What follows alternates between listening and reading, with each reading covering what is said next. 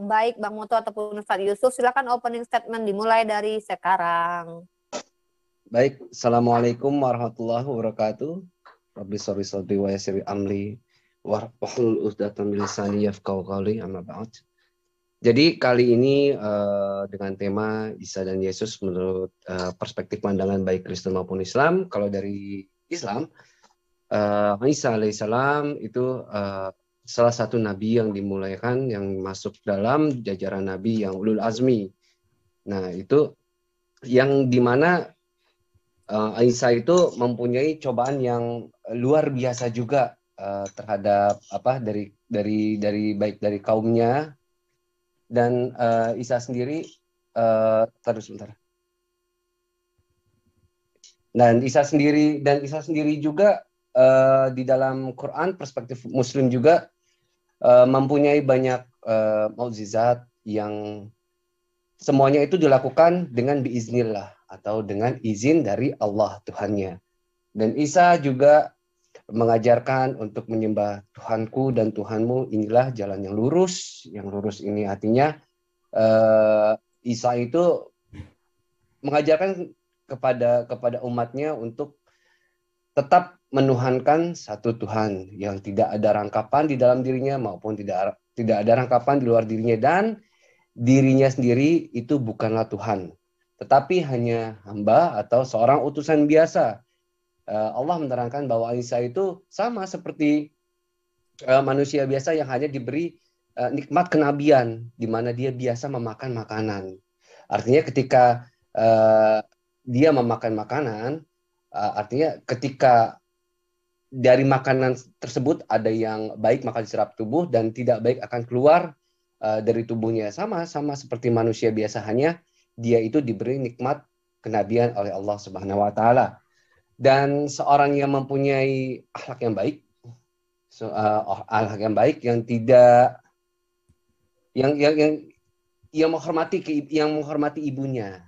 Nah, Isa itu mungkin dari saya kurang lebih seperti itu dulu, nanti tambahkan Akhi Yusuf, monggo. Baik, terima kasih Bang Moto. Assalamualaikum warahmatullahi wabarakatuh. Rabbi shrahli sadri wa yassirli amri wahlul 'uqdatam min lisani yafqahu qawli.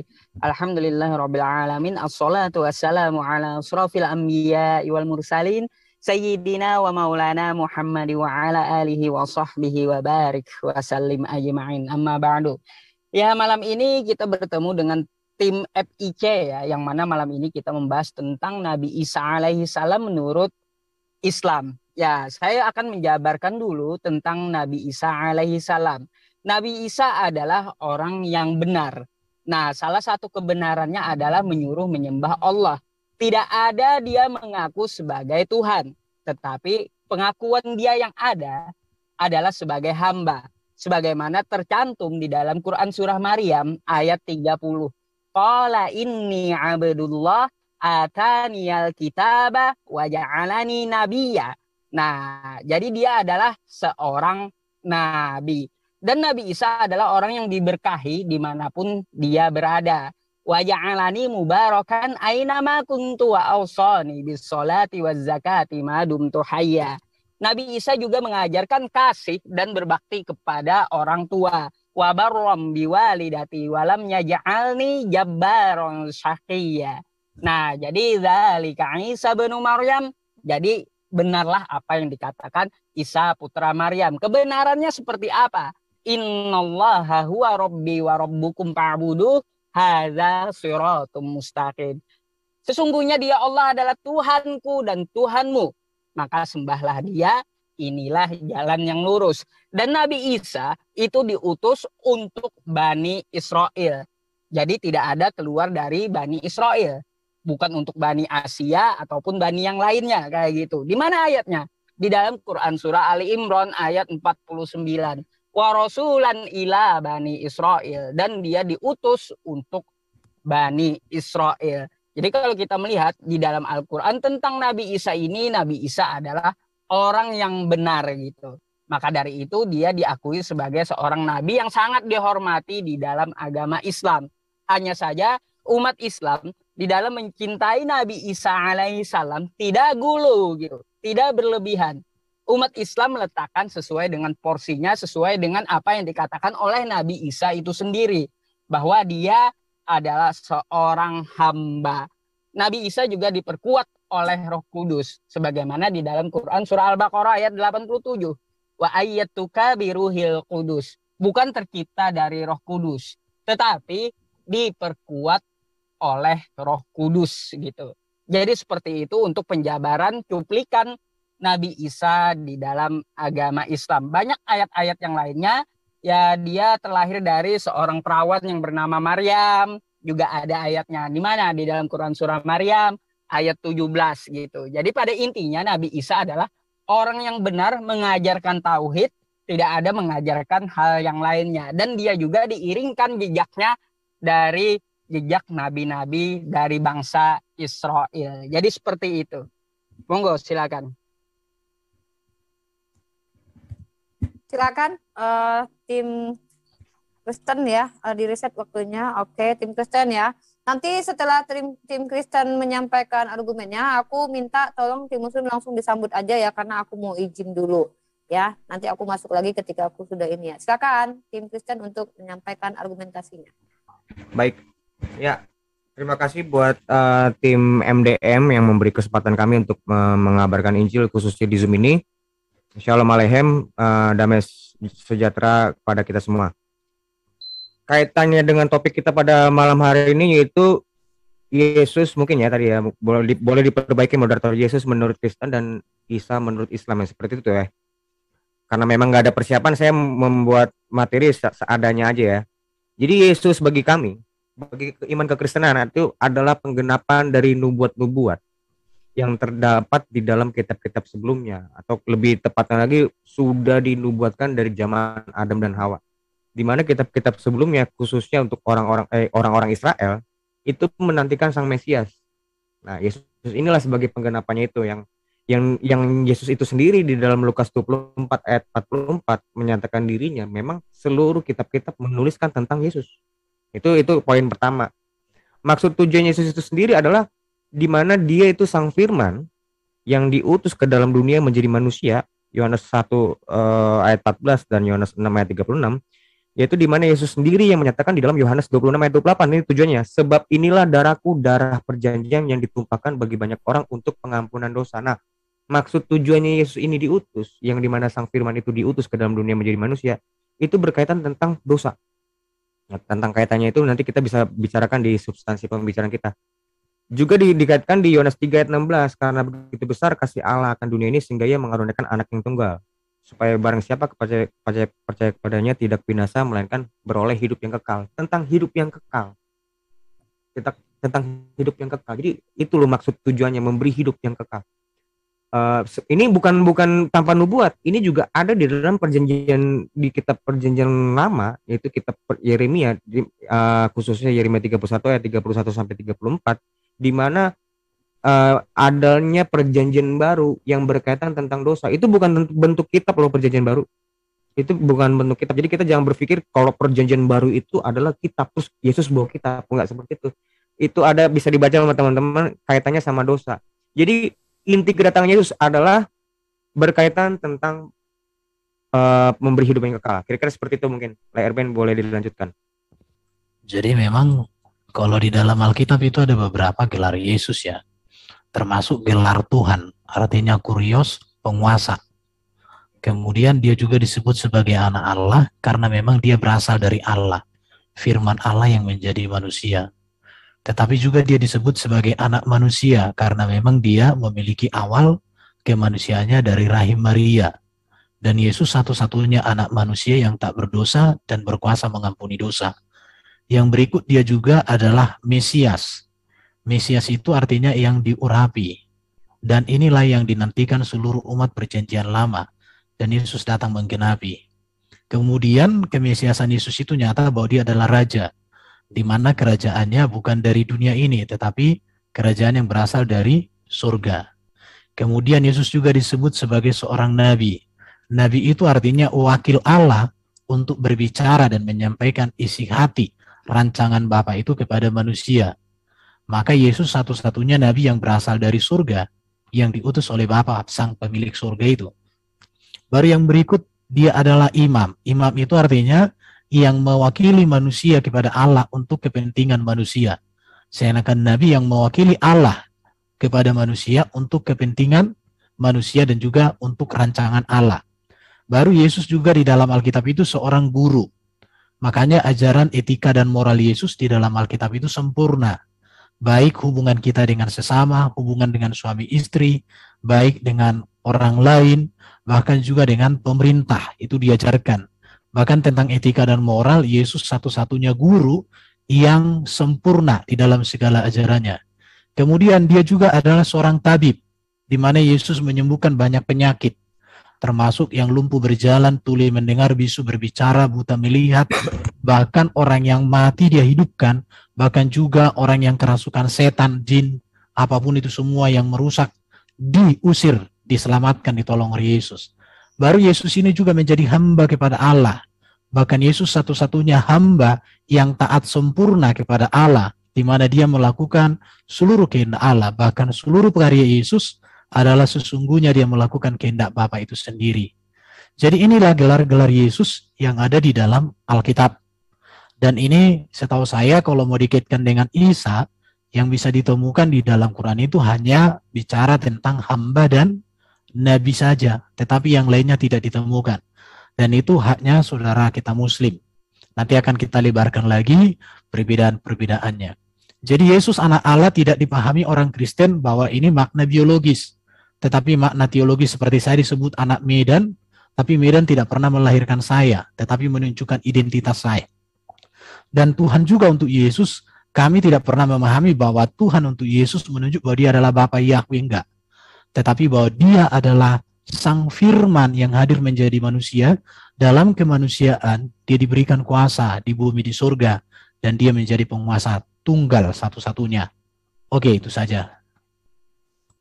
Bertanya, baik. Kalau gitu dari pihak Muslim bertanya kepada pihak Kristenan. Silakan, Ayo Yusuf, ayo, monggo. Baik, saya pengen tahu tadi dari penjelasan Aderion, dia mengatakan bahwa Yesus itu adalah firman gitu. Sekarang saya akan mengambil sesuatu hal yang terbalik dari penjabarannya gitu ya.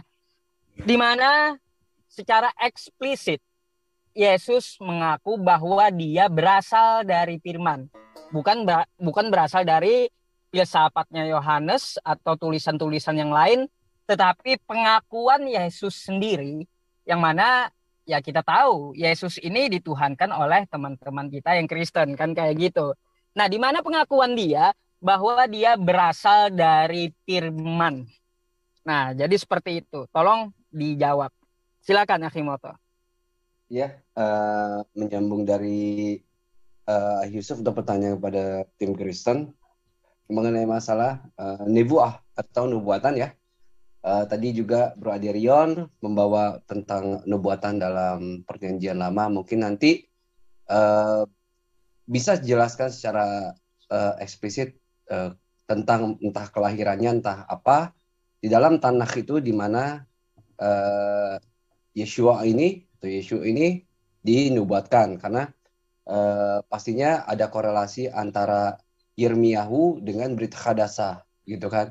Meskipun itu tidak disebut sefer, kalau saya paham gitu kan, pasti yang di pointingnya adalah korelasinya.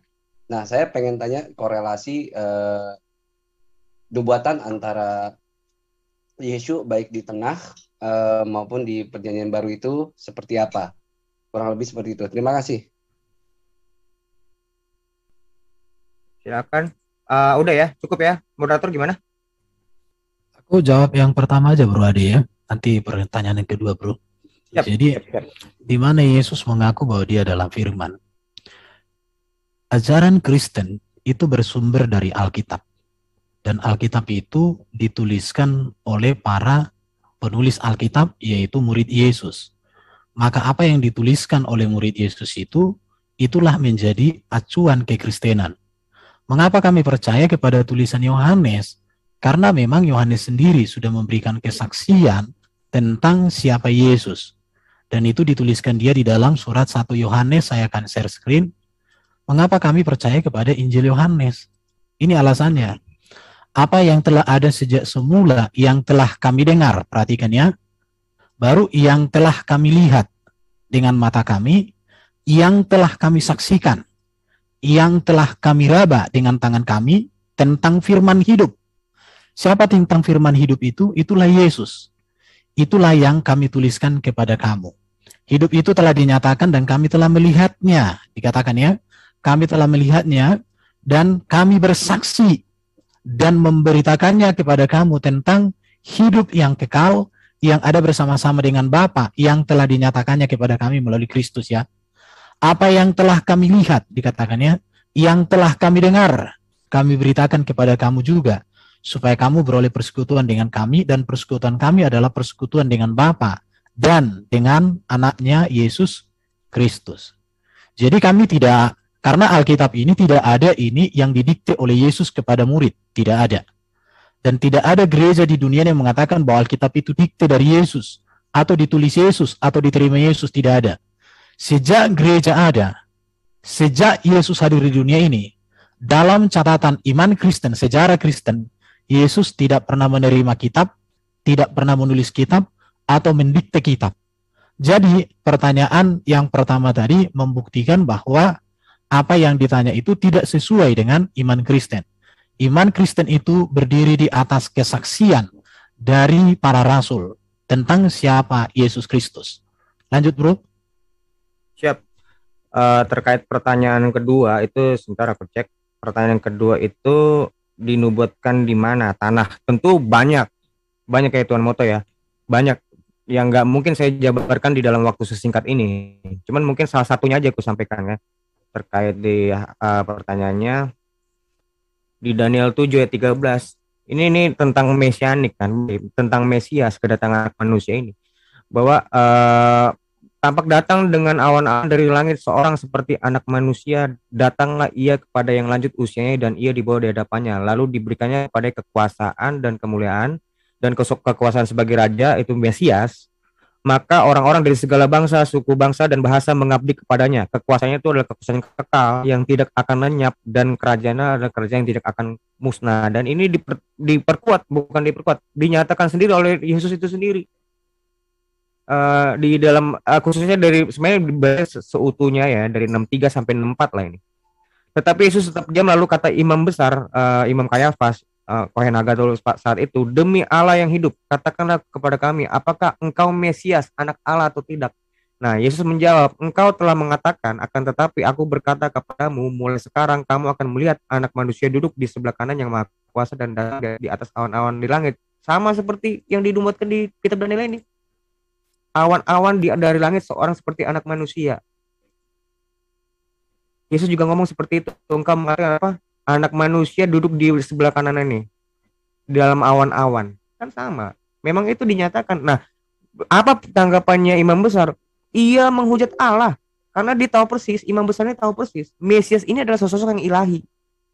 Nah, ini menarik nanti kalau kaitannya dengan tentang awan-awan, itu adalah memang sekinanya Hasyim itu selalu sering kali Hasyim menyatakan dirinya dalam awan-awan. Nah, kali ini enggak, anak manusia itu yang turun dalam awan-awan. Ya, kira-kira seperti itu mungkin. Kira-kira pertanyaannya begitu bukan Tuan Moto? Lebih mungkin ke eksistensinya sih. Eksistensi. Nggak apa-apa. Nah, tapi ya itu untuk sementara itu sih. Jadi nggak usah terlalu banyak cabang lah, kita itu aja. Salah satunya yang dinubuatkan oleh Perjanjian Lama dan dipertegas kembali oleh Yesus itu, yaitu tadi. Terus selanjutnya, apakah Islam akan boleh menguatkan pertanyaan atau mungkin dilempar pertanyaan dulu dari Kristen ke Islam, teman-teman? Lempar. Sekarang Kristen bertanya 2 menit. Oke, 2 menit. Saya persilakan kepada Kristenan untuk bertanya. Silakan, ada Rion dan Kang Erben. Silakan. Oke. Aku tadi mencatat kalau si Ustadz Yusuf bilang kalau Isa itu diutus untuk menyembah Allah. Nah, yang pertanyaan saya gini. Sebenarnya apa sih keadaan yang keadaan masyarakat saat itu sehingga mereka itu harus disuruh-suruh untuk menyembah Allah? Apakah mereka memang tidak menyembah Allah? Dan lalu memang sesembahan mereka tuh, apakah mereka mengenal Allah, di mana mereka adalah notabene orang Israel? Kira-kira itu dulu pertanyaannya. Oh, aku mau tanya ini aja deh. Isa itu kan di dalam kalian itu kan seorang nabi. Selain hanya menyembah Allah dan yang lainnya itu, bisa nggak kalian jelaskan apa aja ajaran Isa yang memang itu keluar dari mulut Isa dan itu ada tertulis? Karena saya tahu hemat saya, karena Isa ini kan seorang nabi yang paling banyak disebutkan di dalam Quran. Kalau nggak salah ada 100 kali ya nama Isa. Iya. Kemudian apa-apa saja ajarannya yang bisa kalian beritakan melalui media online ini, selain hanya menyembah Allah, selain hanya mengatakan akulah. Karena berdasarkan pengajarannya kan Isa ini seorang pengajar, seorang nabi. Sedangkan Nabi Muhammad saja dalam 22 tahun atau 23 tahun, dia sudah menuliskan 114 surat itu ya. Padahal Isa itu kan sejak dari kecil dia sudah mendapatkan kitab suci. Dari hidupnya yang sangat banyak itu, boleh nggak kalian jelaskan apa-apa saja ajaran Isa itu berdasarkan perkataan Isa di dalam Quran itu sendiri. Di dalam Quran ya, perkataan Isa langsung. Silakan kawan-kawan menjawab.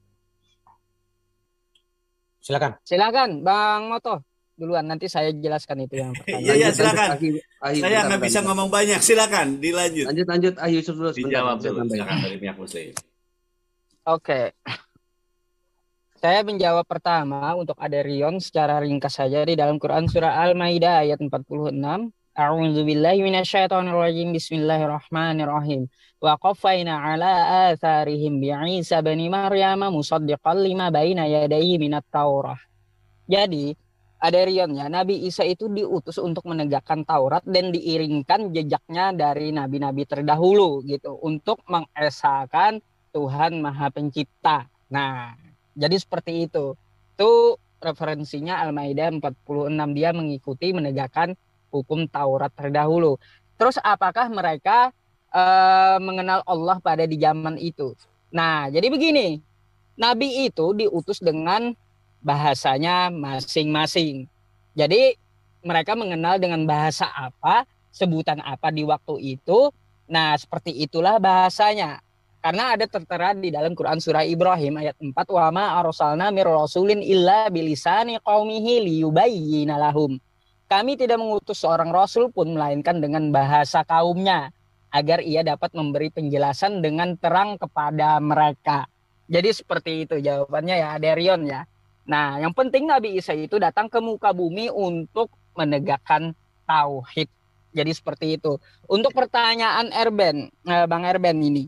Nah, apa yang diajarkan Nabi Isa di Al-Quran, dari pernyataan Nabi Isa sendiri, apakah ada yang sama dengan Alkitab yang diajarkan oleh Yesus gitu? Baik, kalau kita melihat di dalam kitabnya Bang Erben, Matius 4 nomor 10, di situ dia berkata kepada iblis, sembahlah Allah Tuhanmu hanya kepadalah. Mohon maaf moderator. Ya, Seperti gimana? saya tanya tadi tentang Quran, karena Isa tidak ada di Alkitab. Oke, Jadi, tadi iya, kan jadi, iya. permintaannya korelasinya dengan Alkitab atau tidak tadi? Saya Bukan, perjelas dulu. saya Oke, tanya baik. fokus pada ajaran Kalau Islam. gitu saya jelaskan Iya. cuma Isa saja Oke. gitu ya. Oke. Iya, oke, Baik, Bang silakan. Erben. Oke.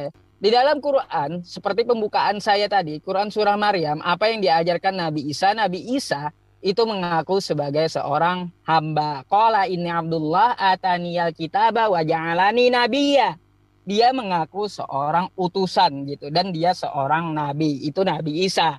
Nah, itu yang pertama. Terus Nabi Isa itu adalah orang yang diberkahi dimanapun dia berada. Wa ja'alani mubarakan ainama kuntu. Ya, jelas. Itu yang kedua. Dia diberkahi di mana saja berada. Yang ketiga, dia mengajarkan kasih dan berbakti kepada orang tua. Wa barram biwalidati wa lam yaj'alni jabbaron syaqiyya. Dia berbakti kepada orang tua dan dia tidaklah sombong maupun celaka gitu. Nah, itu pelajaran yang disampaikan Nabi Isa alaihi salam. Terus dia apalagi sesuruhan dia gitu kepada kaumnya. Wa innallaha rabbi wa rabbukum fa'buduh. Hadza shiratum mustaqim. Sesungguhnya Allah Tuhanku dan Tuhanmu, maka sembahlah dia. Nah, ini kalimat perintah Nabi Isa. inilah jalan yang lurus. Jadi seperti itu. Dan Nabi Isa juga mengatakan bahwa Allah itu maha suci. Maha suci, dia tidak mempunyai anak. Di mana tertera? Di dalam Quran surah Maryam ayat 35. Maka nalillahi ayat takhidami waladin subhanah. Jadi dikatakan Nabi Isa tidak layak bagi Allah mempunyai anak, maha suci dia. Nah, jadi seperti itu. Kita tahu utusan tadi untuk Bani Israel, wa rasulan ila Bani Israel. Jadi itu adalah beberapa cuplikan tentang apa yang diajarkan oleh Nabi Isa. Dan Nabi Isa pun mohon maaf, dia tidaklah direndahkan sampai tersalib gitu. Wa ma qataluhu wa ma sholabuhu walakin syubbihalahum. Jadi seperti itu, cuplikan untuk pengajaran Nabi Isa di dalam agama Islam tetap menegakkan tauhid, yaitu menyembah Tuhan yang satu, Maha Pencipta langit dan bumi. Nah, seperti itu. Lalu pakai bahasa apa dia? Apakah dia mengenal Allah?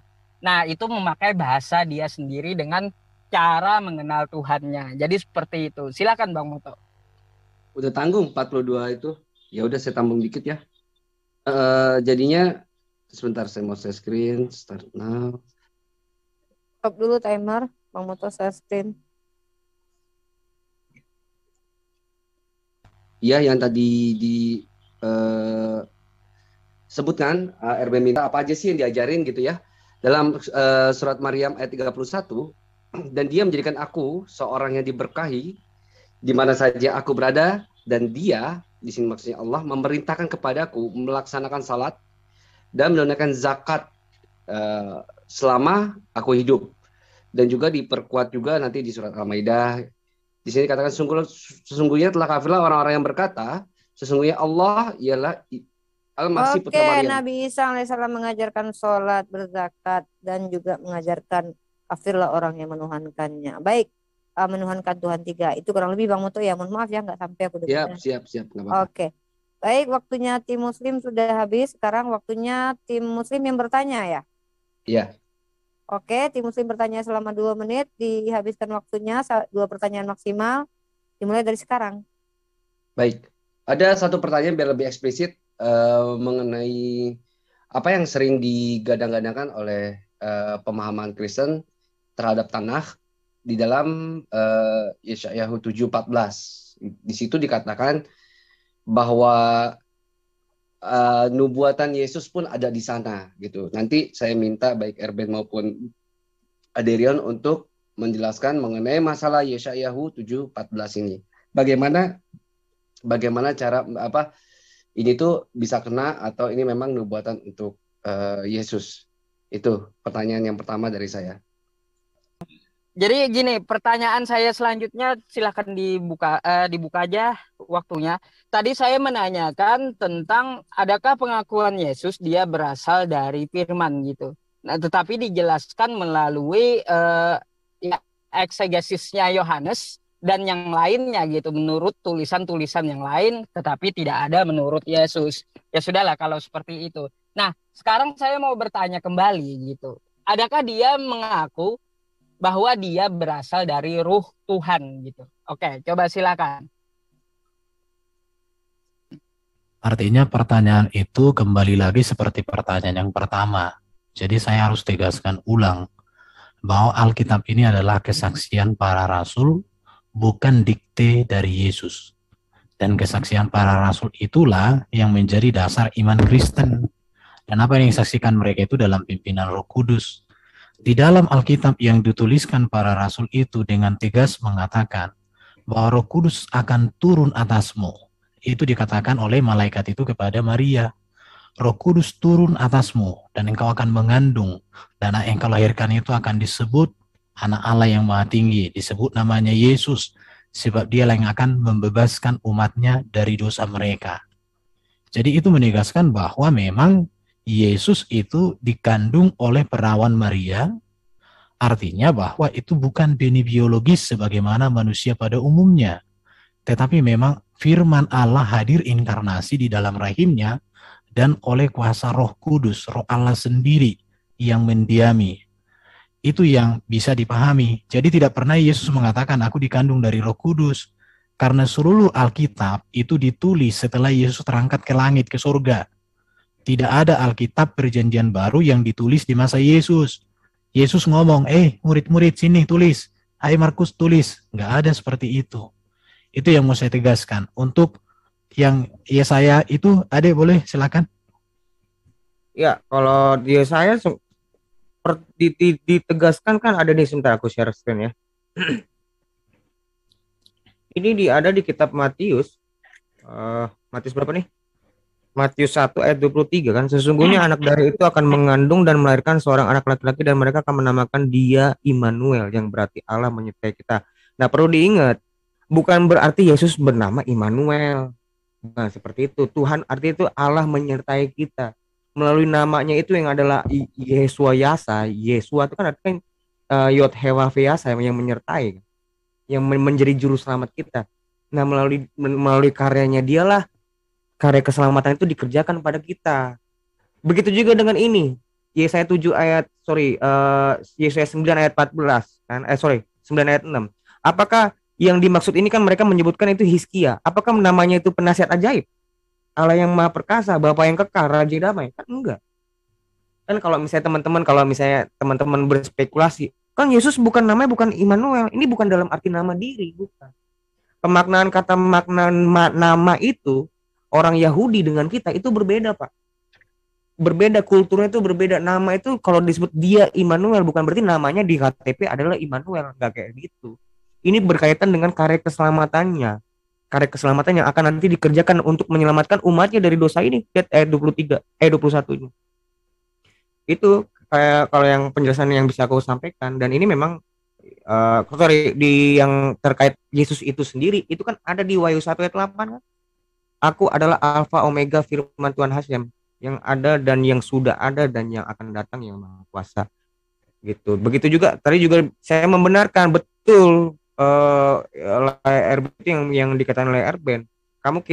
Teman-teman Muslim itu nggak bisa memaksakan. Oh, Yesus mana perkataan Yesus yang seperti ini? Oh, nggak boleh. Itu kan tulisan Yohanes, nggak bisa seperti itu, Pak. Kitab Injil itu bukan kitab yang seperti yang di teman pegang, yang kitab Quran yang teman pegang, bukan diktean. Ini saya mempertegas kembali jawaban dari Erben. Kira-kira itu sih dari aku. Oke, saya mau tambah sedikit. Jadi memang dari hasil pembelajaran saya ya, bedanya Yesus dengan Isa itu saya temukan beberapa hal. Tentang kelahiran, Yesus di Kristen itu dari Maria, suku Yehuda. Sedangkan di Islam itu saudara Harun, itu suku Lewi bagi kita. Baru di dalam Alkitab itu Kristen itu tidak menulis kitab. Tetapi di dalam pernyataan Islam memang menerima kitab. Tetapi kitabnya itu tidak tahu di mana sekarang. Baru ajaran Yesus tentang etika dan moral itu lengkap di dalam Alkitab banyak. Tetapi kalau di dalam Quran tadi, yang dijawab pertama itu justru cenderung berbicara sifatnya Yesus. Bukan ajarannya, tapi karakter. Mujizat Yesus dalam Alkitab itu dijelaskan lebih dari 30 bagaimana cara membuat mujizat. Tapi kalau di dalam Quran, kalau mau dikatakan Isa sama dengan Yesus, kalau ya, itu hanya disebutkan. Baru Yesus disalibkan, iya di dalam Alkitab. Siapa yang menyalibkan itu jelas, prajurit Romawi dan ahli Taurat. Mengapa disalibkan juga? Karena mengaku sebagai anak Allah. Di mana disalibkan? Di Golgota. Bagaimana proses penyaliban? Mulai dari Getsemani ditangkap sampai ke Golgota. Kapan disalibkan? Mulai dari pagi sampai petang. Ya, dikuburkan di mana? Kubur milik Yusuf, jelas. Baru bangkitnya bagaimana? Dibangkitkan Allah pada hari ketiga. Saksinya itu malaikat dan para murid. Dan Yesus sendiri menampakkan diri selama 40 hari. Mulia dia bagaimana? Tidak dibatasi ruang waktu karena dia bisa masuk. Tetapi kalau dilihat di dalam Quran itu tidak ditemukan. Dan ini menurut saya wajar. Kenapa? Karena Alkitab ini memang ditulis oleh orang yang masih dekat dengan sejarah, bahkan terlibat dalam sejarah. Tetapi Quran kan datang 600 tahun lebih setelah peristiwa Yesus naik ke surga itu. Baru keterangan kedatangan di hari zaman, Yesus hakim yang adil, raja segala raja. Tetapi di Muslim itu mematahkan salib dan membunuh babi. Jadi memang Isa dengan Yesus ini dua sosok yang berbeda yang tidak bisa diketemukan. Jadi Yesus di dalam Alkitab biarlah Yesus yang dimani Kristen, bukan Isa yang di dalam Quran. Karena dalam banyak hal, bahkan saya katakan hampir semua, sangat berbeda dan sangat jauh sekali. Itu dia. Terima kasih. Oke, hampir semua dalam banyak hal Yesus dan Isa itu Saya berbeda harap jauh moderator sekali ya. netral dong. Moderator Loh, netral dong. Jangan kayak gitu. saya kan menyampaikan Enggak usah. Moderator itu apaan sih? pimpin aja. Silakan ya, itu tadi jawaban dari pihak Kristen tentang Isa dan Yesus. Mudah-mudahan dapat poinnya oleh Bang Moto dan juga Ustadz Yusuf. Sekarang gantian ya, Kristen bertanya 2 menit, Muslim menjawab selama 6 menit. Saya akan bertanya dari surah 19 ayat 30 berapa ini ya. Dia menjadikan aku seorang yang diberkahi di mana saja aku berada dan memerintahkan kepadaku salat serta menunaikan zakat sepanjang hayatku. Pertanyaan saya, salatnya Isa itu seperti apa? Apakah 5 waktu atau bagaimana? Teman-teman Muslim silahkan jelaskan ini. Ayat-ayat ini saja ya. Dan berbakti kepada ibuku serta dia tidak menjadikan aku seorang yang celaka. Kesejahteraan semoga dilimpahkan pada hari kelahiranku, hari wafatku, dan hari aku dibangkitkan hidup kembali. Pertanyaan saya, kapan Isa itu wafat dan kapan dia dibangkitkan hidup kembali dan bagaimana ini? Ini pertanyaan dari ayat-ayat yang ditunjukkan tadi itu ya. Itulah Isa putra Maryam, perkataan benar dan yang mereka ragukan. Pertanyaan saya di sini, tolong teman-teman jelaskan seperti apa salatnya Isa itu, baru bagaimana dia wafat dan dia dibangkitkan. Karena dikatakan pada hari aku dilahirkan, hari aku wafat. Karena setahu saya wafat di sini mati ya. Dan kata wafat ini dipakai kepada orang terhormat. Silakan Bu Deridion. Baik, terkait pernyataan dari saudara Ustadz Yusuf yang mengkutip Al-Maidah 46, ya saya nggak maksud, justru di Al-Maidah 46 ini yang dimana menegakkan Taurat dan mengesahkan Allah, itu pertanyaan saya.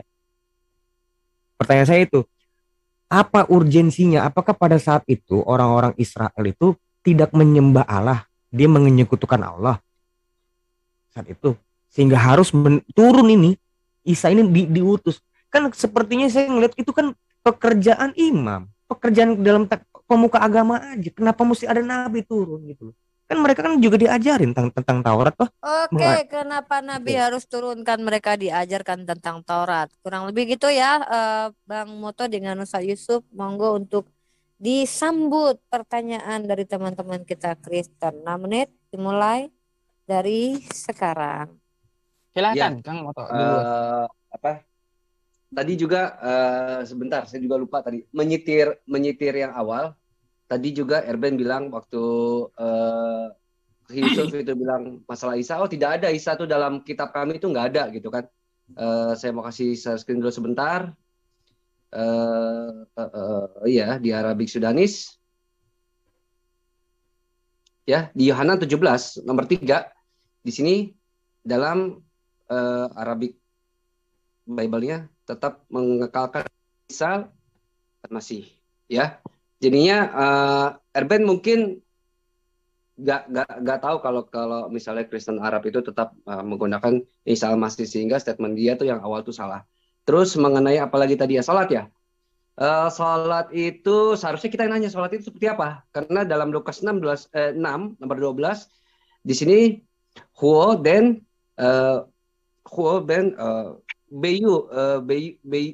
beyu mata hunun. Di sini nefak Yeshu dituduh lam salu yo. Nah, di sini dikatakan nanti ada kata be slota. Dia apa? Slota. Nah, yang saya mau tanya justru jangan kalian yang bertanya ke kami. Ini ada di dalam Pesita. Ada kata slota di sini. Nah, kata besluteh ini atau slotah ini dengan sorasnya slotah ini seperti apa? Apakah yang dia itu semalam-malaman berdoa kepada ilah, atau dia yang di Taman Getsemani itu dia maju sedikit ke depan di antara murid-muridnya, atau slotahnya itu seperti apa? Itu yang sebenarnya harus saya tanyakan. Terus coba deh nanti saya tambahkan lagi. Yusuf, monggo silakan. Baik, Untuk Aderion jawabannya Quran surah Al-Baqarah ayat 79, fawailul lilladzina yaktubuna al-kitaba bi aydihim tsumma yaquluna hadza min 'indillahi liyashtaru bihi tsamanan qalila. Jadi Yahudi itu nakal mengubah-ubah firman Allah, nah sehingga diturunkan Nabi Isa gitu ya untuk menegakkan kembali Taurat yang telah diubah-ubah oleh kenakalan tangan mereka gitu. Nah, itu ringkas untuk Aderion. Kenapa alasannya? Jadi seperti itu. Jadi ajarannya telah diubah-ubah gitu. Nah, untuk Bang Erben tadi sudah ya mungkin itu juga pertanyaan dari Bang Moto gitu ya, masalah sholat. Nah, kalau kita melihat juga Bang Erben ya, di dalam Quran surah Maryam 31 tersebut, yang terdahulu sudah dijabarkan Bang Moto, saya jabarkan secara Islamnya. Nabi Isa itu akan diturunkan kedua kalinya dan sebagai pengikut Rasulullah Shallallahu Alaihi Wasallam. Di dalam hadis dia turun di masjid yang bermenara putih atau di Damaskus. Nah, yang mana setelah dia turun di situ dia akan ikut sholat dengan Imam Mahdi. Nah, jadi seperti itu sholatnya Nabi Isa. Jadi selama hidupnya kan di situ dikatakan madum tuhayya. Jadi dia turun pertama dan turun kedua tetap menegakkan sholat. Jadi silahkan dijabarkan pertanyaan Bang Moto tadi ya tentang yang dia tanyakan. Nah, untuk masalah wabarrom biwalidati itu sudah tadi ya saya jelaskan, berbakti kepada orang tuanya. Tadi pertanyaan Bang Erben selanjutnya wassalamu alayya yauma wulidtu. Oke, baik, saya jelaskan ini. Dan keselamatan pada hari aku dilahirkan. Nah, kalau kita melihat, saya share screen aja, di stop dulu waktunya. Oke, mungkin Kristen kagak paham dengan nahu sorot gitu ya. Oke, jalankan timer. Wassalamu alayya yauma wulidtu. Wulidtu ini memakai fiil madhi. Timer Yang mana fiil madhi ini adalah hal yang sudah terjadi gitu. Nah, jadi seperti itu. Fi'il madhi adalah sesuatu hal yang sudah terjadi. Apakah benar Nabi Isa dulu lahir? Benar. Wa yauma amutu. Dan pada hari aku dimatikan. Kapan dia dimatikan? Amutu ini memakai fi'il mudhari. Artinya yang akan datang. Nah, proses Nabi Isa, apakah dia sekarang sudah mati? Belum. Dia akan mati. Karena ini adalah kata-kata yang akan datang. Kapan dia meninggal dunia nanti? Setelah turun kedua kalinya. Wa yauma uba'asu hayya. Nah, uba'asu juga fi'il mudhari. Artinya kelakuan atau pekerjaan yang akan datang gitu. Jadi dia akan dibangkitkan bersama manusia di hari kiamat nanti. Jadi seperti itu Bang Erben. Nah, dia dilahirkan, dia akan dimatikan, diturun kedua kalinya, dan dia akan dibangkitkan di akhirat nanti bersama seluruh manusia. Jadi perhatikan kata-kata Al-Quran itu yang mana kelakuan yang dulu atau pekerjaan yang dulu sama pekerjaan yang akan datang gitu ya. Nah, jelas jadi seperti itu jawaban untuk Bang Erben. Kapan dia dimatikan, kapan dia dilahirkan, dan kapan dia akan dibangkitkan. Bukan dia dimatikan lalu bangkit lagi 3 hari, bukan seperti itu. Nah, tetapi dia seperti manusia biasanya. Membuktikan bahwa Nabi Isa itu adalah manusia biasa. Pertama apa? Dia dilahirkan. Yang kedua apa? Dia dimatikan. Saya pun dilahirkan. Dan saya pun nanti akan dimatikan. Dan saya pun uba'asu hayya, akan dibangkitkan Allah Subhanahu wa Ta'ala. Sebagaimana pula Nabi Isa juga akan dibangkitkan oleh Allah Subhanahu wa Ta'ala. Hal ini membuktikan bahwa Nabi Isa adalah seorang utusan dan seorang manusia. Nabi Isa hanya seorang utusan dan seorang manusia. Itu penutup dari Ustadz Yusuf ya. Dan sekarang berapa sesi lagi untuk saling tanya jawab ini? Terserah bebas. Oke, berarti sekali lagi Kristen, sekali lagi Muslim ya. Boleh. Oke. Silakan Rion dan Erben untuk bertanya kepada pihak Muslim sekali lagi. Terakhir. Kita serius, bukan kebalik. Kita bertanya. Kebalik. Sorry kembali. Bang Moto sama Ustadz Yusuf, monggo. sorry. Ya, aku mau share screen bertanya sama Ade. Erben sama Ade maksudnya untuk semua Kristen. Sebab Tuhan itu sendiri akan memberikan suatu pertanda, sesungguhnya seorang perempuan muda. Di sini dia toise Kyrios auto emin Simeon ido Parthenos. Saya mau tanya nih sama Erben sama Derion, apakah Parthenos itu merujuk bahwa dia itu seorang perawan? Itu. Terima kasih, itu pertanyaan saya yang pertama. Baik, Silakan Ustaz Yusuf. Kang Moto, boleh saya menambahi satu pertanyaan buat Bang Erben gitu ya. Tadi Bang Silakan. Erben menunjukkan PowerPoint, padahal nggak ada powernya dan nggak ada poinnya kalau saya lihat gitu.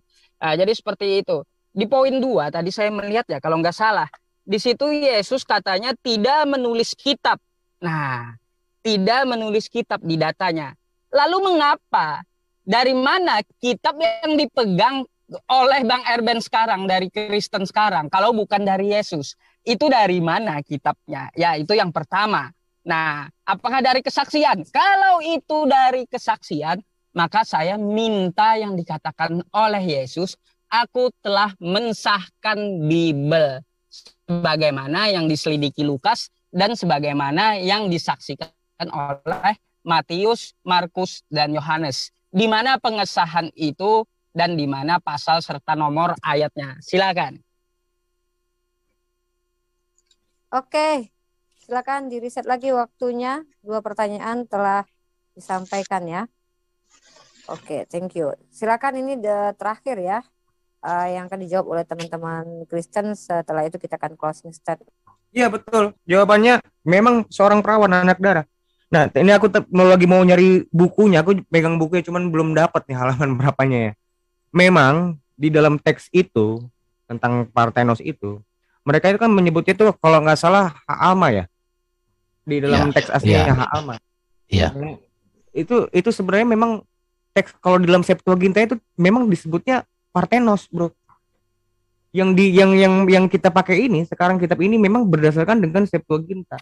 Tapi mereka mengubah itu. Ini bukan dalam, ini di abad 10 mulainya ya. Ingat tuh, Masoretic text itu di abad 10. Ya memang yang kitab Septuaginta yang kitab yang dipegang gereja dengan apa yang ada di dalam teks yang kita pegang sama. Anak darah itu perawan, betul. Itu jawabannya. Ya gitu aja, Le. Kalau ini cuman aku kalau tentang sumbernya nanti aku tunjukin ya, halaman berapa ya, ini lagi aku cari nih halaman berapa ya. Siapa yang menginisiatifkan kalau itu diubah ya. Aku tunjukkan nanti. Oke. Di manakah Yesus mensahkan kitab yang ditulis murid-muridnya? Ya, ini sebenarnya pertanyaan yang bertentangan dengan fakta sejarah. Jadi kalau ibaratnya yang bertanya itu mengerti fakta sejarah, maka pertanyaan itu sebenarnya sudah gugur sendiri sebelum ditanya. Karena saya sudah ulang-ulang mengatakan bahwa kitab Injil itu kesaksian para rasul dalam pimpinan Roh Kudus tentang siapa Yesus. Dan itu mereka tulis setelah Yesus terangkat ke surga. Mengapa orang Kristen percaya kepada kesaksian Roh Kudus? Karena Yesus mengatakan pengajaran-pengajaran yang diajarkan Yesus itu akan dilanjutkan oleh Roh Kudus yang akan menyertai para rasul itu.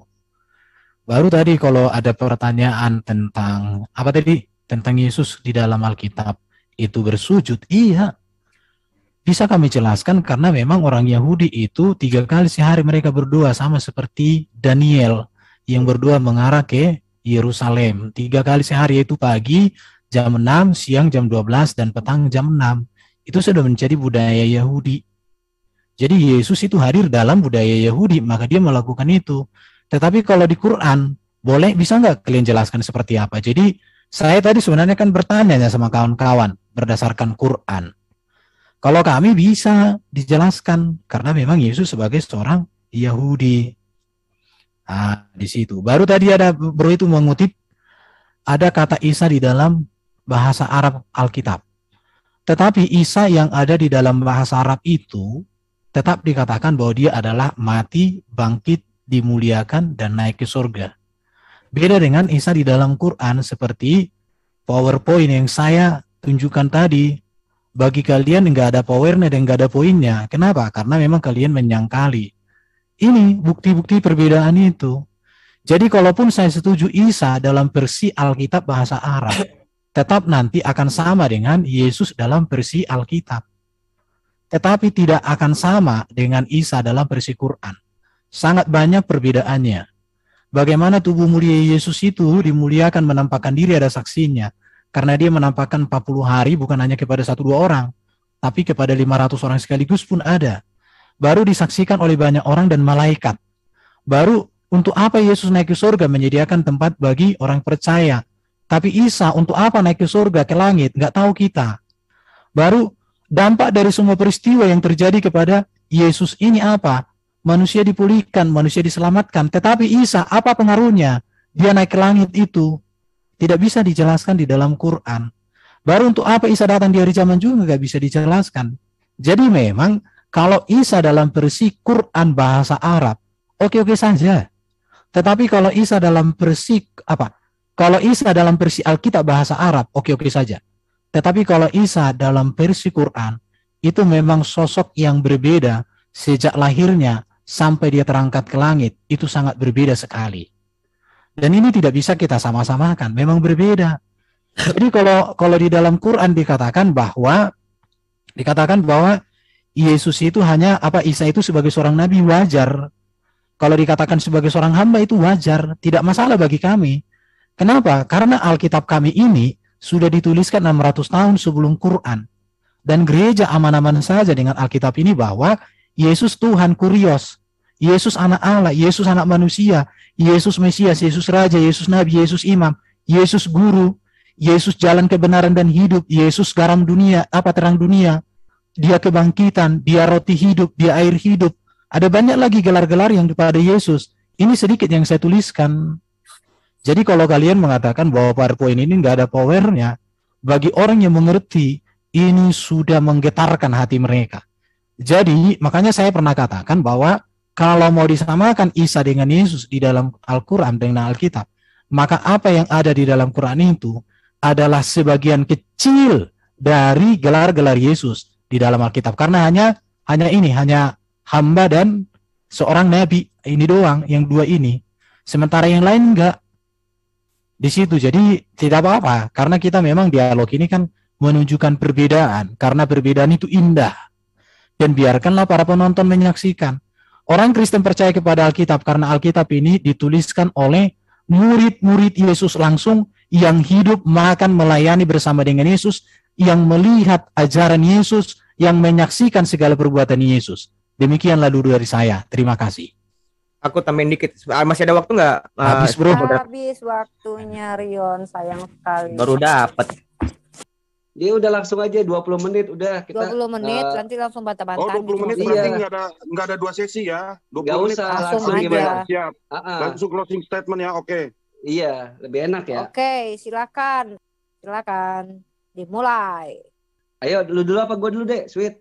Terserah lu aja. Lu dulu deh, nggak apa-apa. Gua Ini TikTok nih sekarang nih, gue gini ya, jujur ya, gue nggak ngelihat urgensinya Isa itu diturunkan untuk apa. Karena begini, kalau tadi si Ustadz Yusuf bilang dia itu menyuruh untuk menyembah Allah. Memangnya orang-orang Israel pada waktu itu menyekutukan Allah? Ya, gini deh. Urgensinya apa? Coba aku pengen tahu. Utusan semua itu satu gini deh, mengajarkan satu dan mengingatkan satu juga apa tentang tauhid gitu. Gak usah ngomong kayak gitu bro. Kalau kayak gitu pendeta aja, ustadz aja, nggak perlu nabi kan? Oh, nggak gitu. Urgensinya nabi itu turun apa? Kan mereka punya guru, mereka punya imam. Dapat pengajaran juga dari nabi, gitu ganteng. Enggak, gue nggak ngeliatin urgensinya. Kecuali gini pak, gini ya, kecuali memang pada saat itu orang-orang Israel menyembah yang menyekutukan Allah, menyembah patung. Nah baru Isa turun, make sense. Tapi memang pada waktu itu orang-orang Yahudi menyembah siapa sih? Sehingga harus disuruh menyembah pada Allah. Konyol nggak lo kalau misalnya lo menyembah Allah nih ya, tapi lo nyembahlah kepada Allah. Nggak ada ininya. Musa waktu itu ngajarin Devarim nama tempat itu apa? Konyol nggak? Jangan Devarim bro. Nggak, kita khusus di zaman Yesus. Sama komparasi. Jangan ke Devarim dulu. Kita fokus di zaman tempat itu apa? Dalam gini Mas Moto. Itu ngapain?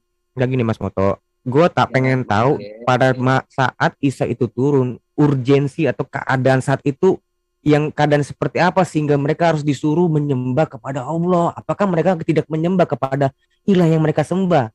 Itu dulu. Coba. Ini juga Isa Al-Masih ini apa hubungannya sih dengan iman Yahudi, dengan Mesias? Artinya aja sudah beda. Apa arti Isa dengan Yesus beda kan? Arti Mesias dengan Al-Masih juga beda. Bagaimana kalian menjelaskan itu ke kita? Iya beda loh. Apa hubungannya? Karena dia dari Bani Israel gitu. Ya artinya dulu kan orang Muslim kan mengakui juga dia Nabi, Bros. Iya, benar. Oke, baru satu lagi ini. Urgensinya Isa itu datang di akhir zaman untuk mematahkan salib, membunuh babi itu juga apa? Karena apa? Baca di Quran surah Az-Zukhruf ayat 63. Banyak yang menuhankan dia gitu. Oh. Nah, itulah turunnya Nabi Isa untuk meluruskan bahwa dia qala inni Abdullah. Dia adalah hamba Allah. Jadi kayak gitu. Di mana itu menuhankan? Pakai kata apa di situ menuhankan? Oh, ada di dalam Quran surah Al-Maidah. Coba. Di akhir zaman di dalam Quran, ya udah. Quran surah Al-Maidah ayat 116. Silakan dibuka di situ. Al-Maidah 116. Wa idz qala Allahu ya Isa bin Maryam anta qulta lin-nas surah berapa itu? Wa ummiya ilahaini min dunillah. Al-Maidah surah berapa, Bos? Al-Maidah surah kelima ayat 116. Dan ingatlah ketika Allah berfirman, hai Isa putra Maryam, adakah kamu mengatakan kepada manusia, jadikanlah aku dan ibuku dua orang Tuhan selain Allah. Maka di dalam Quran surah Az-Zukhruf ayat 63, dia datang kedua kalinya untuk meluruskan hal itu. Saya bentar. Saya mau tanya dari sini. Apa bedanya ilahi dengan ilahai ini? Mengapa di sini satu diterjemahkan Allah tapi satu diterjemahkan Tuhan? Sebenarnya kan kata yang sama, Bro. Ilahi dengan ilahayan ini kan dari kata yang sama. Kalau Tuhan ini setahu saya kan Rob. Kata ilaha itu adalah sesembahan. Ilaha ini itu adalah dua sesembahan. Oke, berarti ini kalau sesembahan yang sama dengan Allah, orang Kristen nggak pernah menjadikan Yesus sesembahan yang sama dengan Allah. Berarti ini bidat Kristen yang ada di Arab ini. Gimana Ben? Ya, orang Kristen nggak pernah menjadikan Yesus sesembahan sebagai ilahi, sebagai Allah, sebagai Bapa di surga, nggak pernah. Di Al-Quran tidak ada kata Kristen, yang ditegur itu adalah Nasrani. Ya udah, berarti Nasrani ini adalah orang yang bernasab ke Nabi Yakub gitu, dari bangsa Bani Israel. Nah, lalu bagaimana Kristen ini? Kristen adalah penumpang gelap, kupurnya Nasrani. Nah, gitu. Berarti kalau alamat dari Quran ini kepada Nasrani, ya kami senang-senang aja. Tetapi bukan kepada Kristen. Karena Kristen, bentar. Karena penumpang gelap. Karena Kristen tidak pernah menjadikan Isa Al-Masih atau Yesus sebagai sesembahan untuk dua bersama dengan Bapa Yahweh, enggak. Nah, itu silakan iman Anda kayak gitu. Karena yang ditegur berarti ini tidak bisa dialamatkan oleh teman-teman Muslim kepada Kristen. Salah sambung. Cocok, salah sambung. Gak apa-apa. Makanya kan yang diceritakan tentang Isa, bukan Yesus, karena kita nggak kenal Yesus, kan kayak gitu tadi. Jadi saya juga berterima kasih sama Bro, karena kata ilah ini kan sesembahan, dua sesembahan. Berarti Allah di sini bukan nama ini, Bro, ya?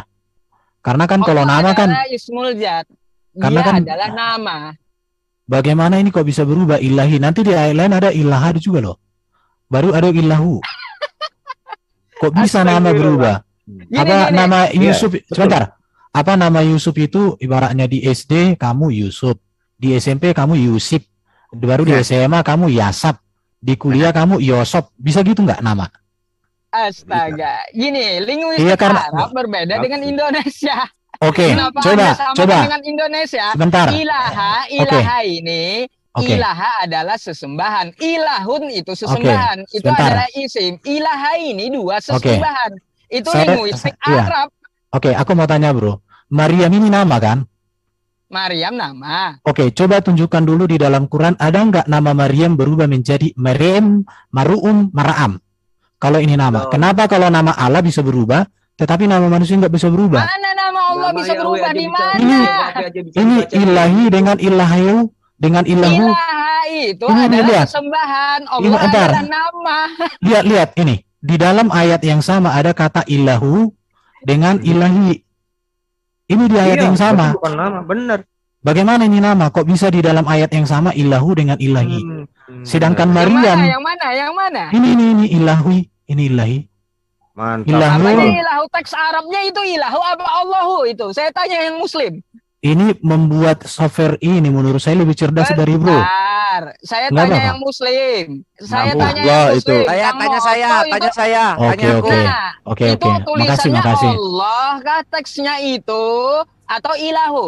Ini lihat ya, kalau dilihat ini di sini pun Bentar. udah berbeda. Lihat. Bentar, saya Ini lihat menjelaskan. ada ini di atas ini lihat di atas. Sekarang gini aja Bang Erben.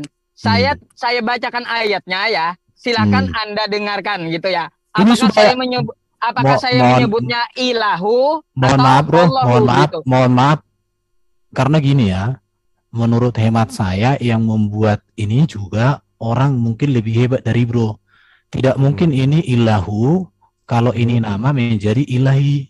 Di sini jadi Astagfirullah. Coba lihat teks Nggak apa-apa. aslinya. Oke. Ini ada teks aslinya ini lihat ini. Ini ada kata yang beda kok ini. Coba Iya, benar. lihat teks Ini. aslinya. Oke, Teks saya aslinya apa itu? Oke, Pernah kita lihat diprogram ini ini. lihat ya. Ini lihat ini. Ini ada ini di atas. Nah, tuh, atasnya oke. apa? Sama enggak?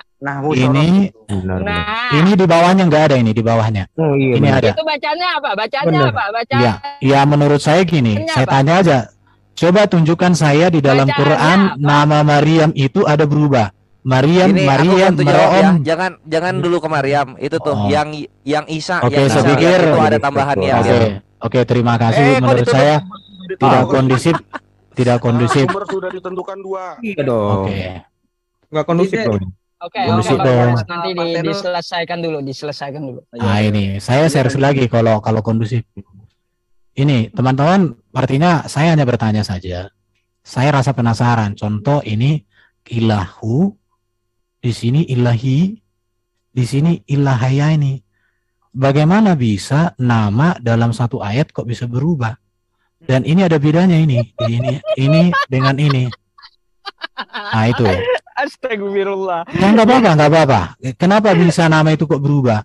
Karena saya tanya sekarang gini, kalau memang nama bisa berubah di dalam bahasa Arab, tolong tunjukkan sama saya ayat di mana kata Maryam ini bisa berubah-ubah. Kalau itu nama, karena Maryam Betul, setahu saya benar. nama. Kalau Benar. Allah dengan Maryam itu sama nama, berarti Maryam juga harus berubah. Bisa berubah, bener. Nah, coba tunjukkan sama saya. Ini hak kalian untuk menunjukkan. Jadi saya hanya bertanya, karena ada dua nama di sini. Ini nama, ini juga nama. Kalau Maryam itu nama, Allah itu nama. Allah bisa berubah dari ilahi, ilahu, dan ilaha ini menjadi Maryam pun harus bisa. Maryam, sama Maryam ini gitu bisa. Aku hanya bertanya ya sama teman-teman. Iya, oke. Ya, terima kasih. Itu aja. Oke. Dan lagi pula Maryam ini kan bukan orang Arab, Ya, itu bukan nanti. orang Arab. Saya- Enggak, itu saya- penting. Itu menunjukkan di sini Allah itu bukan nama, tapi gelar sebutan, bro. Yang jelas Maryam bukan orang Indonesia itu. Iya, bukan orang Nggak Indonesia masalah. dan bukan orang Bukan Arab, itu. nggak masalah. Nah, Oke, jadi seperti itu. saya berterima kasih sama Bro. Mungkin kalau malam ini belum bisa dituntaskan jawabannya, masih ada hari-hari besok. Gampang itu, Anda Ya udah. belajar dulu. Ya justru gini ya Bro. Justru Oke, karena gini, saya ini jelaskan. Bertanya sudah habis, sekarang ganti ini bertanya. justru karena saya belajar makanya saya tanya, saya penasaran, saya menghargai teman-teman untuk menjelaskan. Oke, habis waktunya kalian yang bertanya. Siap. Oke. Ya, ini masalah itu ya. Silakan Kang Moto dulu. Masalah ilaha ini itu jangan sorry, kita sorry. sisakan gitu. Nanti itu. Ini masalah ini apa? Yang tadi Parthenos tuh, Adek, gimana, Dek? Ya benar. Jadi orang Yahudi itu namanya sebentar aku bacain ya. Sebentar. Memang bahasa di Septuagintanya itu Parthenos, bro. Parthenos virgin, benar-benar bukan perempuan muda, tapi memang seorang darah. Sama persis seperti kitab Matius 1 ayat 26 itu. Tapi Iya, memang Pak. Akila namanya. Nah, sebentar gue belum Nggak, sampai ke poinnya, bro. Saya nggak ngerujuk ini. Lihat ini dulu nih. Karena dari sini baru ke sini kan. Nah ini dulu nih. Parthenos ini gimana posisinya? Apakah dia pasti perawan, Dek? Pasti Parthenos. Parthenos yang dimaksud ini kan di kitab Yesaya. Enggak. Matius pasti, apa pasti perawan enggak, Dek? Pasti perawan enggak? Iya, Parthenos itu seorang darah. Enggak, pasti perawan enggak? Jangan seorang darah. Iya, virgin. Pasti ya. Iya, bukan Pasti, perempuan muda. Bukan perempuan muda.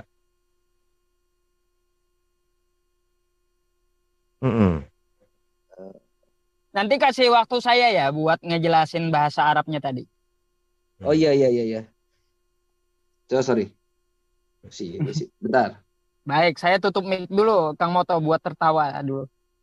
Nih, Dina dan Syichem ya. Pada suatu kali pergilah Dina, anak perempuan Lea yang dilahirkannya bagi Yakub, mengunjungi perempuan itu di negeri itu. Ketika itu terlihatlah ia oleh Syichem anak Hemor, orang Hewi dan raja negeri itu. Lalu Dina itu dilarikannya dan diperkosanya.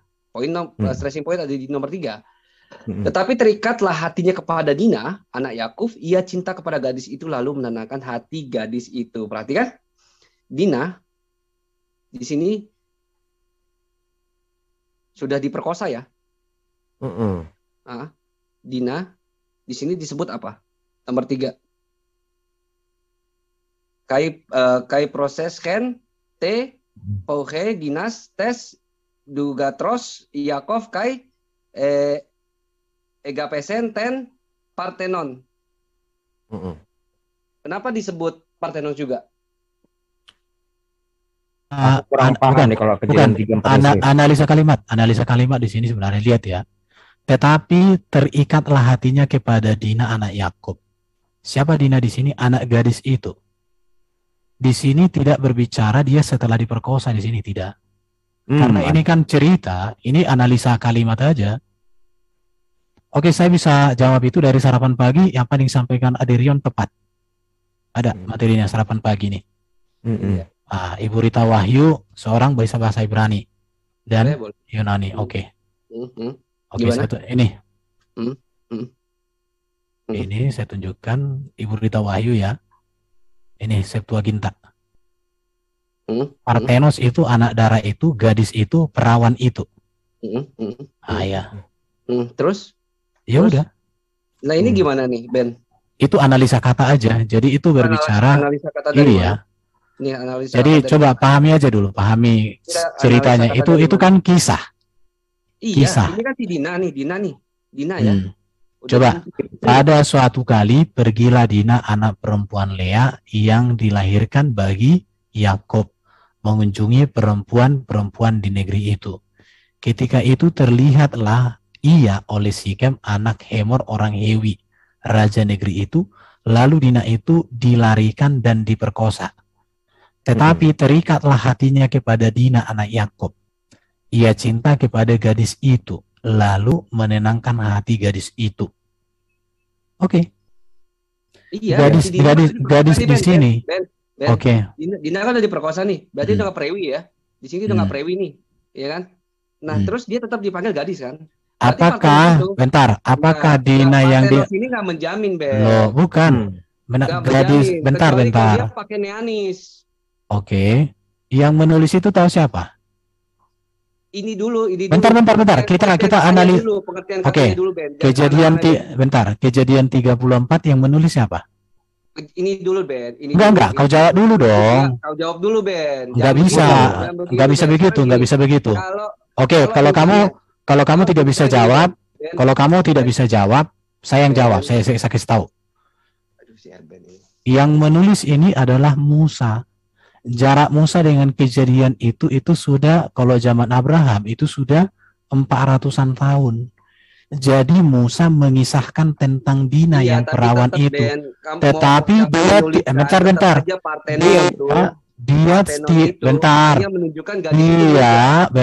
dia sedang tidak berbicara fokus kepada yang diperkosanya, tidak.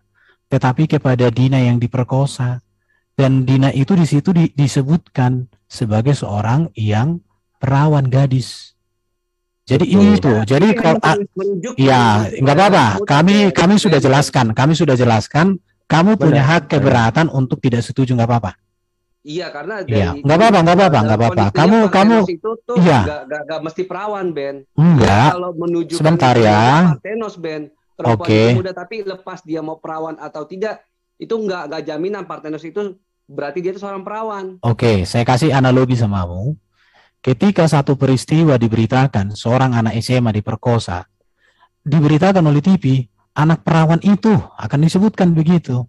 diperkosa gitu ya. Gadis, Tidak itu akan gadis. tidak akan pernah Orang disebutkan makanya dalam berita pakainya itu perempuan muda, ibu-ibu itu perempuan nggak muda. mungkin. Ya, Tetap perempuan dia muda kenapa? kan. Karena Hanya yang untuk bentar menunjukkan dulu dong. umurnya, Ben. Hanya Dengarkan. untuk Kenapa? menunjukkan Saya kasih umurnya. contoh ya, saya kasih contoh berita di televisi. Wih, anak gadis diperkosa. Nggak dibilang. Iya benar. Nggak dibilang Iya, di tapi sini. berarti nggak Bentar, ini bisa kan dong. berita. Ini berita kan? Iya, berarti Benar, hanya untuk benar. yang hanya untuk menegaskan Benar, benar. bahwa ada Contoh, tidak boleh apakah di bawah ketika umur. Di bawah umur televisi kenapa? memberitakan Gadis seorang anak gadis diperkosa karena sudah diperkosa maka dibilang seorang ibu-ibu sekarang- diperkosa, apakah langsung begitu? Sekarang kalau misal dari situ diperkosa masih perawan nggak? Ya namanya anak gadis diperkosa, jadi berita itu tidak boleh diputus dong. Iya, tapi masih Jadi masih gini perawan ya. nggak? Masih perawan nggak? Oke, Benar. subjeknya di situ apa? Anak gadis kan? Oke, Berarti subjeknya, anak- predikatnya anak apa? gadis itu Predikatnya artinya apa? Anak yang masih di bawah anak yang Subjek masih di muda. situ, bentar, Di bawah subjek, masih muda.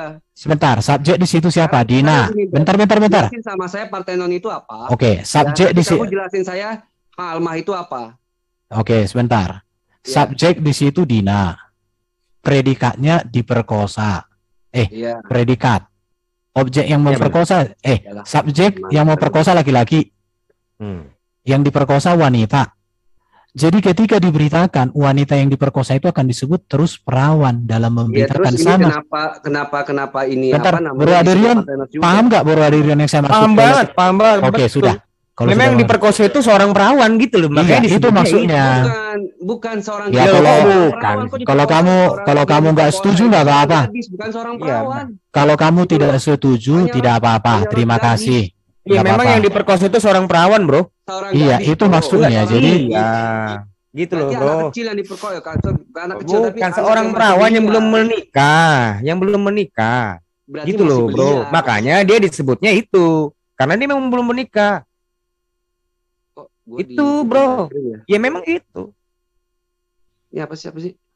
siapa itu? Oh iya yang lanjut. Ayo Yusuf. Monggo, Ya, monggo. saya Kang Moto. Saya mau tulis di dalam kosakata bahasa Arab itu ilahun adalah sebuah isim yang menunjukkan gelar gitu ya. Biar belajar bahasa Arab sedikit ini Bang Ya, Erben. nggak apa-apa. Terima Nah, kasih. Terima Allah kasih. adalah sebuah nama. Apa bedanya dua ini? Ini tidak bisa diimbuhi isim domir. Isim domir itu kata ganti, yang mana ini bisa diimbuhi isim domir. Maka di dalam setiap linguistik bahasa Arab itu bisa berubah-ubah sesuai dengan polanya. Ilaha bisa jadi ilahi. Nah, gitu. Dan bisa jadi menunjukkan musanna ilahaini. Nah, Tapi gitu. begini, Berarti bukan nama begini, ya? bentar, Bro Yusuf. Sebenarnya kalau ibaratnya kita mau masuk kepada bahasa serumpun dengan Allah, Elohim dalam bentar, bahasa, Bang, saya jelaskan boleh. dulu nanti nggak ngerti gitu. Nah, Ya jadi saya, gini, oke, silakan. ilaha itu bisa berubah, bisa ilaha ini dia menunjukkan musanna lebih dari satu. Ibaratnya dua orang polisi. Nah, dua orang polisi dengan nama polisi tersebut berbeda-beda. Nah, itu namanya isim domir. Kalau kata Allah, Allah ini tidak bisa diimbuhi isim domir atau enggak kata ganti. Nggak bisa dia ditunjukkan Allahi, Iya. Allah engkau, Allah aku, Allah kamu, Allah Boleh, saya. boleh Nggak aku bisa. ada waktu ini karena udah mau habis. Mariamku, Mariammu, Mariam dia nggak bisa. Tetapi Apa kalau waktu dia kalau dihabisin? Nggak apa-apa. Ya nggak apa-apa. sesembahan dia, sesembahanku, sesembahan kamu bisa. Tetapi kalau Yusuf, Allahku, begini, Allah kamu nggak bisa gitu. Nah, Berarti itulah bedanya sebuah nama dengan sebuah gelar di dalam bahasa Arab. Jadi Oke, ilaha jadi ini nama- itu bukanlah nama tetapi gelar. Oh. Kalau Allah dengan Maryam itu adalah sebuah nama yang tidak bisa diimbuhi isim domir. Itu Oke, linguistik Arab. saya sebenarnya saya mau tanya sama Bro, di mana kata Allah itu tidak berubah di dalam Quran? Karena di dalam kalimat tadi itu kan ada 3 kata, akar kata yang sama. Jadi sebenarnya beda, Bang. sebentar sedikit dong. Beda. Jadi sebenarnya kata Allah di dalam bahasa Arab itu sepadan dengan kata Elohim dalam bahasa Ibrani. Karena Elohim bisa juga Eloha, baru juga Elohim. Waktu habis. Itu dia. Tapi Sedikit, waktu biar habis. nggak tersisa Oke. ya, biar adil gitu. Gini, ini adalah akar kata.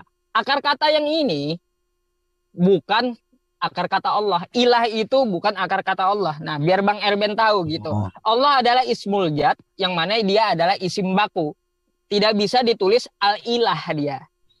Jadi kalau Allah itu nama, kenapa tulisannya kok berubah sedangkan Maryam nama di semua ayat tidak berubah? Mana Itu ada pertanyaan berubah? saya.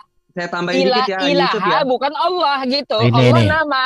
Oh, Sedangkan bentar, ilaha sebentar. adalah gelar gitu. Bedanya di situ. Ini saya coba share di bro ya, supaya saya tidak hanya bicara ini, lihat ini. Menurut saya kalian yang pintar bahasa Arab pasti beda hurufnya kok dengan ini. Menurut saya sudah beda hurufnya. Contoh ini lihat, ini beda, ya. Ini juga ada beda kok. Ini beda ini. Ini yang saya kasih tanda biru, Bang Erben, tidak sama akar katanya. Berbeda. Ya, itu dia. Bagaimana mungkin Allah nama ini, itu Allah ini tidak bisa berubah, sedangkan ini bisa diimbuhi isim domir, kata ganti. Ya udah, ini tidak bisa. Oke, terima kasih. Ya, makanya ini dua sesembahan. Dan kalau misalnya apakah Erben, saya tanya, ketika nama itu berubah, apakah itu akan bergeser menjadi bukan nama atau bukan proper name? Sepanjang saya belajar bahasa Indonesia dan bahasa lain, kalau yang namanya nama tidak pernah berubah. Dimanapun dia ditulis sama. Bentar. Kalau YTWF itu nama apa bukan? Itu proper apa bukan? YHWH dimanapun nggak pernah berubah itu. Tetap YHWH. Ya, tulisannya kecuali dibacanya. Loh, kalau tulisannya tetap tidak berubah. Cuma kenapa dibaca? Tetap dibaca. Kenapa? Bilang Miriam, Maryam, bukan. Dan segala kalau macam, Yusuf, gini, Yosef, dan segala macam. Kalau YHWH itu, bentar. Kamu nggak ada berubah. Enggak. Tadi kamu kan bilang kayak begitu kan? Loh, kalau itu nama. Gimana ada berubah YHWH? Nggak pernah. Cuma dia tidak pernah dibacakan YHWH. Kenapa? Karena menguduskan namanya. Maka setiap orang membaca itu. Dibaca apa? Sampai hari ini tidak ada yang tahu karena itu misteri bacanya. Dibaca apa? Dibaca YTWF itu dibaca. Adonai. Kalau orang membaca itu pakai nikut. Tidak ada yang tahu bacanya kayak gimana. Tidak ada. Jadi tidak ini ada. Bang Itu Erben, hanya ini adalah saja. Nama yang tidak bisa diimbuhi kata ganti, termasuk Maryam. Nggak ada Maryamku, Maryammu, Maryamnya, nggak bisa. Tetapi ini adalah sesembahanmu, sesembahanku bisa karena gelar. Nah ini dengan yang atas ini berbeda akar kata dia. Karena bentar, izin bentar. Ini waktunya udah habis, mana moderator nih? Oke, sudah. Thank you. Jadi seperti itu. Oke, terima kasih bro, terima kasih. Cepat banget ya. Mantap. Diskusinya. Oke, udah waktunya juga nih bro. Iya, udah mau, iya benar. Usah ya. Udah closing lah, Dek. Terlebih juga closing. Dulu mau 6 menit. 6 menit. Duluan lah, Le. Oke, enggak apa-apa. Siapa nih duluan? Ntar lu moderatornya nentuin. Ya, moderator dulu. Moderatornya tidur nih. Enggak, tadi Muslim duluan, berarti sekarang Kristen duluan. Ya, Kristen duluan. Oke, terima kasih untuk teman-teman Muslim. Kita boleh berbicara tentang siapa Isa menurut Islam, dan terima kasih untuk data-data yang Anda sampaikan. Bang Erben, bentar. Kasih 8 menit lah, 8 menit biar 4 Oh menit. ya, diulangi lagi 8 menit. Ya. Itu waktunya itu diganti dong. Itu waktunya jalan terus 8 menit. Oke, thank you. Oke, 4 menit kita baru ada ya. Jadi yang pertama, terima kasih untuk teman-teman Muslim yang sudah ramah, yang hot, aduhai, untuk kita diskusi. Terima kasih untuk data-data Quran yang kalian sajikan tentang Isa. Dan Isa memang di dalam Quran itu ya seperti tadi yang kita baca, dikatakan bahwa dia terkemuka ya. Dia juga punya ajaran yang baik, hidupnya baik. Bahkan ada beberapa ayat mengatakan Isa itu tidak dijamah oleh setan ya, karena ada hadis itu ya. Kalianlah lebih tahu. Semua wanita yang dilahirkan oleh perempuan telah dijamah oleh setan kecuali Isa putra Maryam. Ketika tidak dijamah, dia hanya bisa menjamah ujung jubahnya. Jadi sosok Isa di dalam Quran itu saya hargai sesuai dengan iman Muslim dan data Quran dan hadis bahwa dia sosok yang suci, yang tak berdosa. Tetapi saya tegaskan bahwa Yesus di dalam Alkitab itu memang komplit. Bahkan kalau disamakan Isa dengan Yesus, maka Isa dengan Yesus itu dua sosok yang sangat berbeda sekali, berbeda banget. Mulai dari kelahirannya, hidupnya, ajarannya, semuanya, perbuatannya pun sangat berbeda. walaupun ada kemiripan dan itu kita harus hargai. Dan bagi kami orang Kristen, Yesus ini dia adalah Tuhan. Kenapa dia Tuhan? Karena dia diberikan Allah kuasa sebagai Mesias. Dia juga anak Allah. Kenapa? Karena dia adalah firman Allah. Karena sebutan anak Allah itu menunjukkan bahwa dia berasal dari Bapa. Baru dia juga adalah juru selamat karena Bapa di surga itu memberikan kuasa untuk menyelamatkan manusia, menebus dan memberikan hidup kekal kepada Yesus itu. Dan Yesus ini sebenarnya datang tidak membawa agama. Karena dalam sejarah agama Kristen secara lembaga menjadi lembaga resmi di dalam negara itu baru tahun 301 Masehi di Armenia.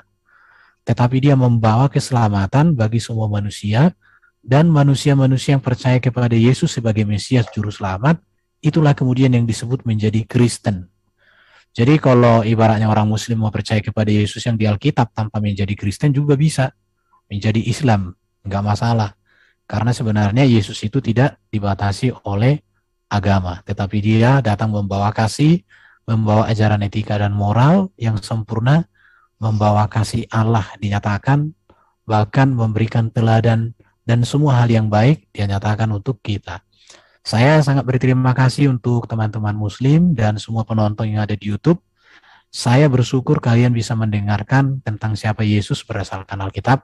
Saya punya segudang data-data bisa menjelaskan tentang jabatan-jabatan Yesus, baik dia Mesias, Nabi, Imam, Raja, baik dia Guru, baik dia terang dunia, baik air hidup, baik dia jalan kebenaran, bahkan kebangkitan seperti yang dikatakan oleh Yesus, akulah kebangkitan dan hidup. Barang siapa percaya kepadaku, ia hidup walaupun ia sudah mati. Baru Yesus juga mengatakan, akulah jalan kebenaran dan hidup. Tidak ada seorang pun yang sampai kepada Bapa kalau tidak melalui aku. Dan hemat saya, hanya Yesus yang mengatakan perkataan seperti itu. Ada banyak para nabi yang saya baca, baik di dalam Alkitab atau di buku-buku agama. Kebetulan saya pernah belajar ilmu perbandingan agama, Kristen, Katolik, Hindu, Buddha, Konghucu, saya pernah pelajari. Bahkan agama suku Parmalim, saya pernah dialog dengan itu. Bahkan bidat-bidat Kristen saya pelajari, termasuk Muslim, Quran, saya baca juga. Tetapi dari semua para nabi, hanya Yesus mengatakan, akulah kebangkitan dan hidup, barang siapa percaya kepadaku, ia hidup walaupun sudah mati. Akulah jalan kebenaran dan hidup, tidak ada seorang pun yang sampai kepada Bapa kalau tidak melalui aku. Hanya perkataan Yesus. Maka tepatlah yang disampaikan oleh Rasul Petrus, murid Yesus yang kekasih.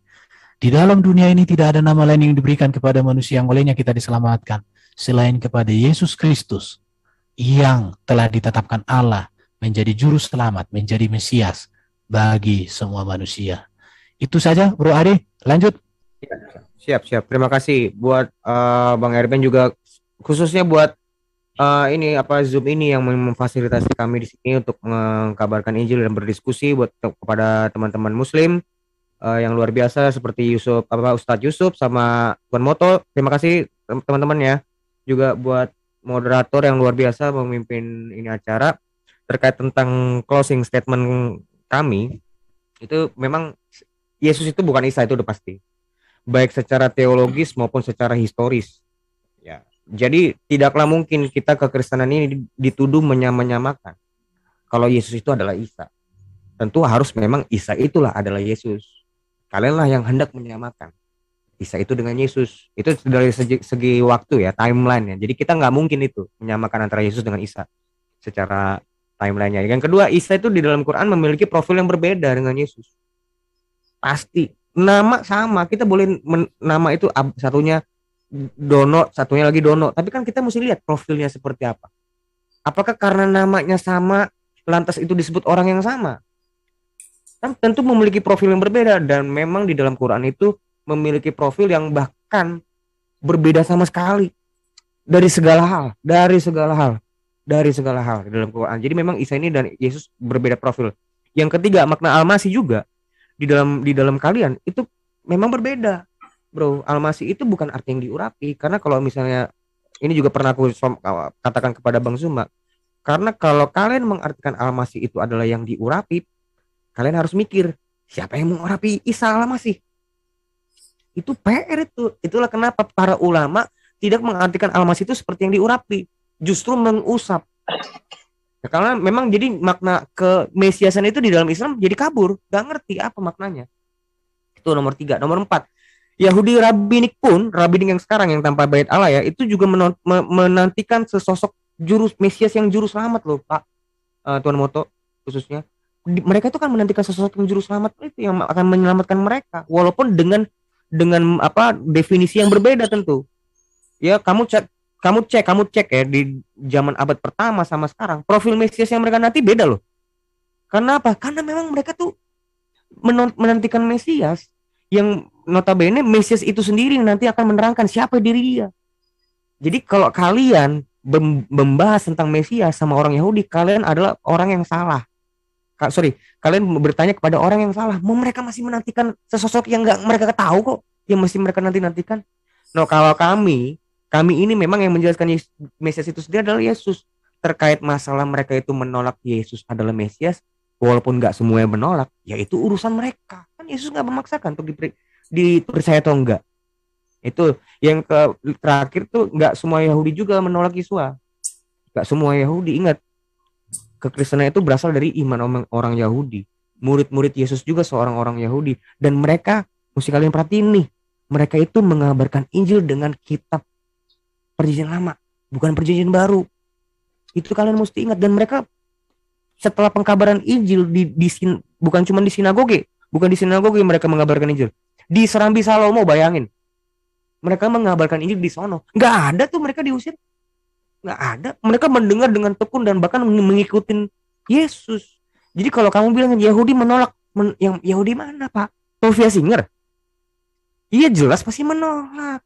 Mereka kan rabinya kan Rambam abad 11. Lu kami Paulus itu masuk ke bait Allah. Yahudi yang mana yang tuh habis. Terima kasih, waktu habis, Kang Adarion. Mungkin dari pihak Muslim mengadakan closing ya. Silakan. Bang Moto 8 menitnya sedikit, kita bagi dua. Untuk summary dari perdiskusian ini, terima kasih sama Erben sama Aderion ya. Thank you ya, malam ini udah ada kesempatan juga untuk kita bisa berdialog dan berdiskusi. Sama ini ya, mungkin ada beberapa hal yang tadi dalam perdiskusian yang akan saya coba review di dalam closing statement saya mengenai perubahan nama. Kata Erben, jika itu nama itu berubah maka jelas itu bukan proper name. Itu berubah berarti itu bukan nama gitu. Sekarang bagaimana kita harus menanggapi seperti ini? Misalnya kita lihat Matius 1 ayat 1, inilah silsilah Yesus Kristus anak Daud, anak Abraham. Dalam teks Yunaninya, Greeknya, di sini Biblos Geneseus Iesu, bukannya Ieseus. Masih tanda kutip menyerap dari entah ini Pesita atau memang dalam kultur atau tradisi Aramaik Kristos, Hoyo David, Hoyo Abraham. Nah, ini untuk nama Yesus. Dan bagaimana misalnya kalau kita misalnya yang sering kita dengar lah Ulangan Devarim 6 nomor 4. Kalau kita lihat dalam di sini kan Hashem itu atau Yud-Heh-Vav-Veh itu adalah proper ya. Di sini kita common lah. Shema Israel Adonai Elohenu Adonai atau Yud-Heh-Vav-Veh Echad. Nah, di sini tulisan Yud-Heh-Vav-Veh dengan ikut dibaca apa? Yehwah. Gitu kan? Tetap dibaca Yehwah. Nah, kalau kita lihat dalam Kejadian 15 nomor 2. Ya. Abraham menjawab, "Ya Tuhan ilah, apakah yang kau akan berikan kepadaku karena bla bla bla bla sampai selesai." Nomor 2, Vayomer Abraham Adonai. Di sini apa? Yud-Heh-Vav-Veh dengan ikut dibaca apa? Yehwi. Ketika nama ini berubah, apakah ini bukan proper name? Tidak begitu.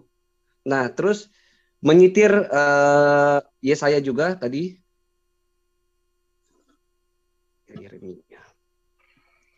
Yesaya 7 nomor 14. Yang jelas Parthenos. Parthenos itu berarti hanya menggambarkan gadis itu memang masih belia, tapi tidak menjamin gadis itu masih perawan.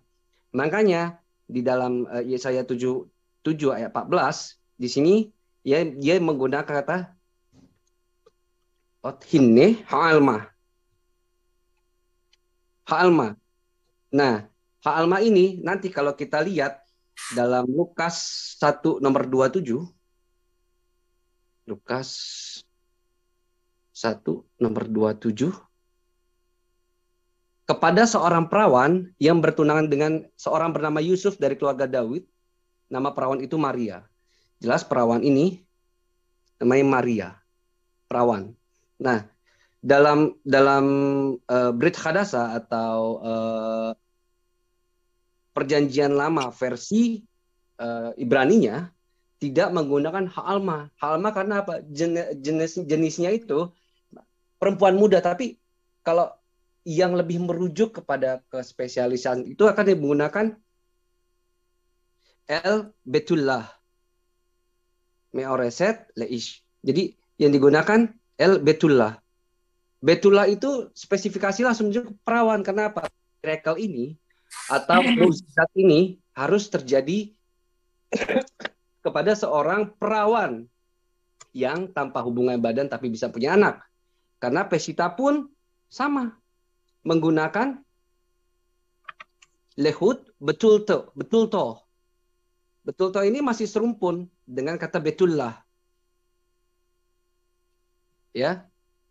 Dam kiro legavro. Jadi kata betulto ini memang lebih menunjuk spesifik bahwa perempuan ini tidak hanya muda, tapi dia perawan, gitu. Karena yang dibutuhkan untuk keajaiban atau mukjizatnya Maria itu dia harus perawan, gitu. Itu kurang lebih penjelasan dari saya. Silakan, Akhi Yusuf.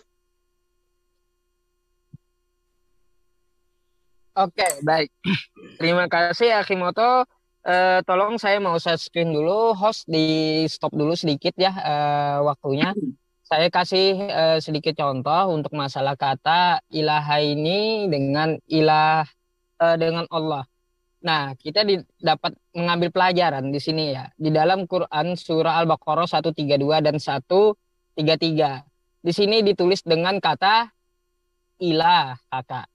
Ilahaka bukan proper name tapi general name. Nah, jadi seperti itu. Dia adalah gelar, maka dari itu bisa berubah-ubah gitu. Sesembahanmu, sesembahan engkau. Apakah kata ini adalah Allah? Bukan. Karena Allah adalah sebuah nama. Allah adalah proper name, sebuah nama. Jadi seperti itu. Nah, contoh kata Allah di sini. Contoh kata Allah di sini, innallah. Nggak bisa kita tambahin K belakangnya.